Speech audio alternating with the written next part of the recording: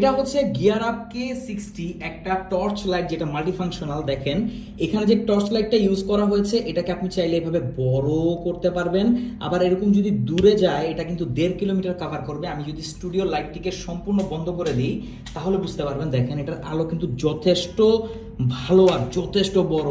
এখানে পাওয়ারফুল একটা 10 ওয়াটের এলইডি ইউজ করা হয়েছে। শুধু এখানে শেষ না, আপনারা এখানে পাবেন একটা কব লাইট, যে কব লাইটের মাধ্যমে আপনার চারপাশ সবকিছু আলোকিত করে ফেলতে পারবেন।